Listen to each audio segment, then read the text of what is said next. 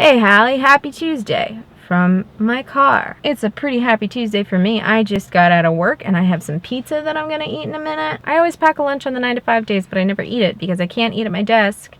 And I always feel weird stopping what I'm doing and going somewhere else to feed myself. So I don't. But now I'm in the position of having pizza that I haven't eaten yet, instead of having the memory of eating pizza earlier today. And eating pizza is always better than the memory of having eaten pizza.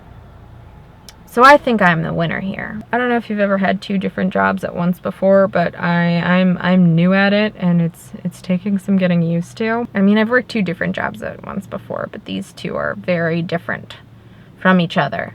And it's weird. This job that I did today is a 9 to 5 gig that I do a couple of times a week. It's an archive that focuses on the history of women in medicine. They're working on a website geared towards students that features a bunch of their sources, and they brought me on to help them develop their resources for educators. This started out last fall as a 30-hour internship for class, but then they hired me afterwards and paid me money to keep doing stuff. Initially just as a temp worker, but now I'm kind of here indefinitely. I'm in my senior year of my social studies education degree, so this is right up my alley. And I'm working with grown-ups who love the work that they do and are really passionate about this project. And they want my advice and they take it seriously because I have expertise for like the first time in my life. It feels really cool to already be an actual professional in the field that I want to be working in the rest of my life.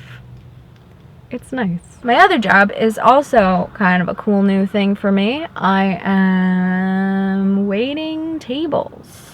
I just started, but I actually really like it. I like talking to the customers, and I don't think that I have expertise in this job, but I'm pretty okay at it. And my coworkers are nice, and the place is close to my house, so I'm game. There are a couple of iffy things that I think they still need to work out. The scheduling system is pretty disorganized, and I just found out that I'm not making minimum wage, which is a bummer. It's especially a bummer because the minimum wage I'm trying to meet is $7.25 in Pennsylvania. I'm training to be a server, so I expected to make less than minimum wage eventually once I could make tips, but now I'm still training, so I'm not making any tips, but they're still paying me at the server's rate of $3 an hour.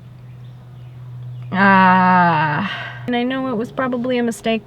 At least I hope it was probably a mistake. Even if it was a mistake and they just didn't realize that they needed to pay me minimum wage, like, I don't know. It just doesn't seem like something that should have happened. I mean, people train for things and you have to pay them while they're doing that. I shouldn't have to have an awkward conversation with my new boss to ask her to pay me the legal minimum wage. Also, ketchup is really gross. I've been working with it a lot more lately because of my new job, and I've gotta tell you, as a professional, it's nasty. I have to marry the table bottles together at the end of the night, and it is the worst part of my day. The worst part of my day today at this job was when I was looking through a box to find a thing on a mission, and I got distracted for a minute by a letter from Susan B. Anthony that was in that box, and then in my hands. I was holding it in my hands.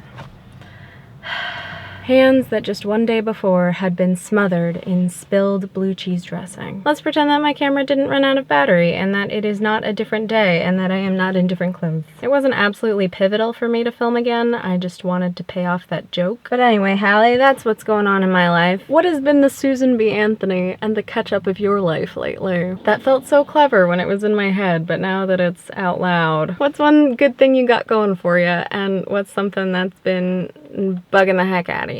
By the way, thank you so much for asking me to do this with you. I think it's gonna be lovely. I'm excited for this conversation, and I'm excited to get to know you better because I already think you're pretty cool. See you later this week.